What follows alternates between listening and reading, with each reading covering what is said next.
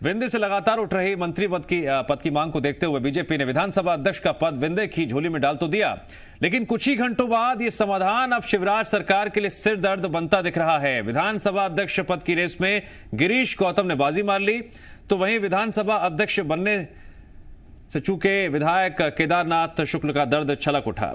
जी media से बातचीत में उन्होंने कहा, समय बलवान होता है। कांग्रेस ने हमेशा अपने मंत्रिमंडल में सीधी को तवज्जो दी, लेकिन बीजेपी को पहला विधायक देने वाले सीधी से किसी को मंत्री नहीं बनाया गया। मंत्री पद की मांग करते हुए केदारनाथ शुक्ल ने कहा, सबसे सीनियर विधायक हूं, विंध्य को मंत्रिमंडल में स्थान मिलना चाहिए। पद से मोह है मुझे, राजनीतिक व्यक्ति हूं, सन्यासी नहीं।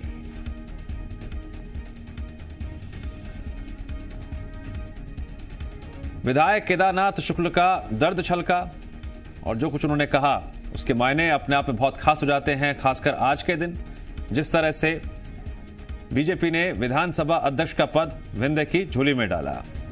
मात्र कुछ ही घंटे बीते और उसके बाद दर्द छलक उठा और इस लिस्ट में नाम सामने आया विधायक केदारनाथ शुक्ल का।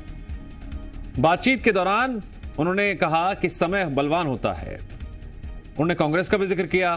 कांग्रेस का जिक्र करते हुए कहा कि कांग्रेस ने हमेशा अपने मंत्रिमंडल में सीधी को तवज्जो दी, लेकिन बीजेपी को पहला विधायक देने वाले सीधी से किसी को मंत्री नहीं बनाया गया। इतना ही नहीं, मंत्री पद की मांग भी की और कहा सबसे सीनियर विधायक हैं, विंध्य को मंत्रिमंडल में स्थान मिलना चाहिए। यह तक कहा कि उन्हें पद से मोह है, राजनीतिक व्यक्ति हैं, कोई सन्यासी नहीं है। बीजेपी के सीनियर विधायक केदारनाथ शुक्ल साहब मेरे साथ मौजूद हैं। सर, विधानसभा अध्यक्ष गिरीश गौतम होंगे, आपका भी नाम दौड़ में था। दौड़ में नाम कई रहते हैं पर होना तो एक को ही होता है ना। अब ये तो नहीं कह सकते कि कौन सा समीकरण गड़बड़ा गया, लेकिन अब नेतृत्व बैठा होगा, कुछ निर्णय किया होगा, उस सांचे में गौतम जी फिट बैठे होंगे, इसलिए उनके पक्ष निर्णय दे दिया। वही अब मंत्रिमंडल का विस्तार भी होना है, तो आपकी कोई चर्चा हुई है आगे मंत्रिमंडल में मौका मिलेगा या? अब मंत्रिमंडल के लिए भी यही समीकरण लागू होगा कि पार्टी नेतृत्व जो करेगी। वैसे सीधी जिले को भारतीय जनता पार्टी में कभी भी मौका नहीं मिला है। कोई चर्चा हुई है, कहा है नहीं, कोई आगे देखेंगे, एडजस्ट करेंगे कहीं? ऐसा कोई आश्वासन नहीं है, ऐसी कोई बात नहीं है। अगर पार्टी कोई जिम्मेदारी देगी तो मैं उसको पूरी तरह से निभाऊंगा। सर, आप सीनियर विधायक हैं, लगातार जीतते हैं, और ऐसे में आपने कहा कि सीधी को मौका नहीं मिला है कभी मंत्रिमंडल में। आपकी क्षेत्र की जनता की मांग भी होती होगी। स्वाभाविक है, स्वाभाविक है। जनता में तो बहुत तेज मांग होती है और जनता में बहुत तेज रिएक्शन भी होता है। उनकी मांग है कि केदारनाथ शुक्ल जो लगातार उस क्षेत्र का प्रतिनिधित्व कर रहे हैं, यदि मंत्री बनेंगे तो और अच्छे से विकास कर पाएंगे। ऐसा लोगों का ओपिनियन है और अब पार्टी नेतृत्व उसको किस रूप में लेता है ये पार्टी जाने। हाँ, विपक्ष को मौका मिलता रहता है और सीधी जिले में कांग्रेस के कद्दावर नेता अर्जुन सिंह रहे हैं, लेकिन अर्जुन सिंह के समय भी सीधी से 2 मंत्री हुआ करते थे। कांग्रेस में सन 1972 के बाद लगातार 2-2 मंत्री होते रहे। भाजपा के समय में भी ये मौका नहीं मिला है, उम्मीद है कि भाजपा के समय भी मौका मिलेगा। ये थे बीजेपी के सीनियर विधायक केदारनाथ शुक्ल। बेहद अहम बात केदारनाथ शुक्ल ने ये कही है कि सीधी को मंत्रिमंडल में कभी जगह नहीं दी गई। हालांकि कांग्रेस पार्टी ने 2-2 मंत्री सीधी से बनाए, लेकिन बीजेपी ने इस ओर कभी ध्यान नहीं दिया। कैमरामैन नंदन विश्वास के साथ प्रमोद शर्मा, जी मीडिया, भोपाल। और इस खबर के और बारीकी से मायने समझने के लिए जुड़ गए हमारे साथ 2 सहयोगी। प्रमोद शर्मा मौजूद है भोपाल में, तो संजय लोहानी सतना में मौजूद हैं। सबसे पहले रुक करता हूं मैं प्रमोद का, जिन्होंने कुछ ही देर पहले विधायक केदारनाथ शुक्ल से बातचीत भी की।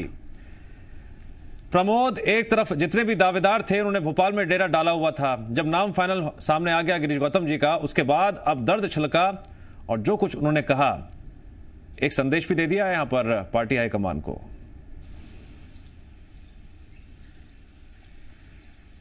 बिल्कुल, देखिए दिव्यांश, बीजेपी वही बीजेपी पार्टी है जो पार्टी विद द डिफरेंस का जोर शोर से नारा बुलंद करती है और संगठन का दम भरती है। लेकिन बीजेपी के लिए ये बड़ा सेटबैक है, जहां एक और गिरीश गौतम का विधानसभा अध्यक्ष के लिए बीजेपी के तमाम बड़े नेता मौजूद थे, मुख्यमंत्री मौजूद थे, उनकी मौजूदगी में विधानसभा अध्यक्ष का नामांकन भरा जा रहा था। तो दूसरी तरफ विधानसभा अध्यक्ष पद की दौड़ में बाहर हुए केदारनाथ शुक्ल ने बयान दिया है कि वो पहले मंत्री मंडल में भी उनका नाम चला, विधानसभा अध्यक्ष में भी उनका चला, लेकिन वो पीछे रह गए और उन्होंने कहा कि मैं एक राजनीतिक व्यक्ति हूं, पद की चाह रहती है, कोई सन्यासी नहीं हूं।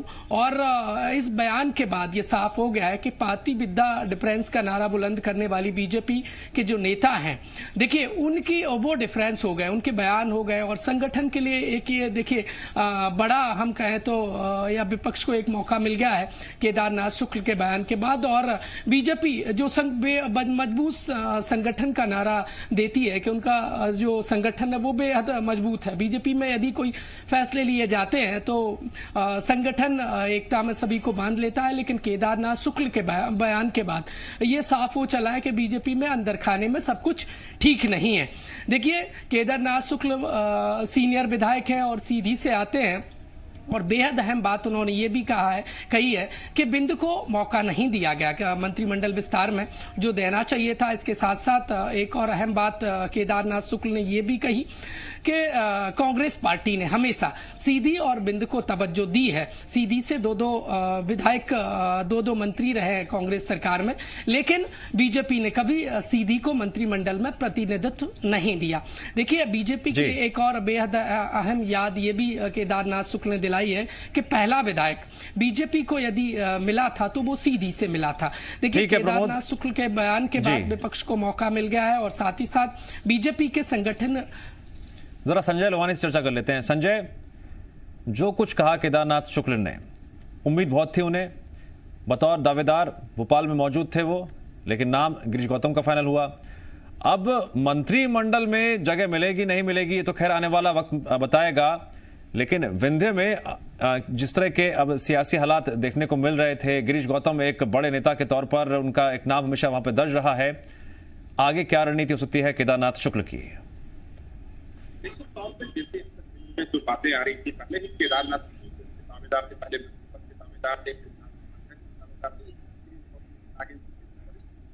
भाजपा के सभी लगभग दावेदार थे। लेकिन आपको बताएंगे कि पहले पूरे विंध्य में 2 आदिवासी मंत्रियों को कैबिनेट मंत्री का भारतीय जनता पार्टी से मौका दिया जा चुका है, बने हुए हैं अभी लगातार। एक पिछड़े से सतना जिले से मंत्री बन चुके हैं। अब बारी सामान्य वर्ग से थे, उसमें से किसी एक को कैबिनेट मंत्री का दर्जा इस तरह देना था तो उनमें केदार शुक्ला भी है। अब रही बात की हम मंत्री किसको बनाते हैं, तो जो केदारनाथ शुक्ला ने अपना जो दर्द छलका है कि दीदी के आकर उनको किसी को भी मौका भारतीय जनता पार्टी ने दिया, ना ही मंत्री बनाया है, ना ही कोई अहम पदों में जिम्मेदारी संभालने का मौका दिया है। तो निश्चित तौर पर कहीं न कहीं उनके अंदर की जो इच्छा है, अंदर की जो बात है, वो उन्होंने खुल के अपना बता दी है इनडायरेक्ट वे में कि हमको मंत्री पद या दीदी को मंत्री पद चाहिए।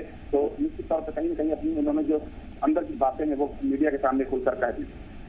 ठीक है प्रमोद, एक और मैं विषय पर आप चर्चा करना चाहूंगा कि गणतंत्र दिवस के मौके पर मुख्यमंत्री शिवराज सिंह चौहान जब रीवा गए थे तो उस वक्त उन्होंने नेताओं से चर्चा की थी, लगातार कुछ नाम चर्चाओं में चल रहे थे और उसी में से एक नाम केदारनाथ शुक्ल का भी था, भोपाल में मौजूद हैं, उम्मीद लगाए बैठे थे।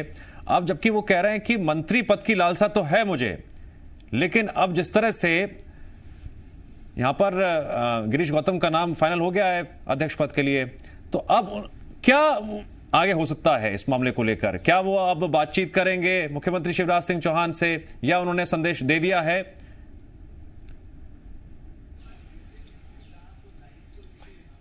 देखिए बेहद अहम बात दिव्यांश केदारनाथ शुक्ल ने ये कही है। बड़े ही सीनियर और राजनीति के मजे खिलाड़ी केदारनाथ शुक्ल माने जाते हैं और वो उन विपरीत परिस्थितियों में सीधी से बीजेपी का झंडा बुलंद करते आए हैं।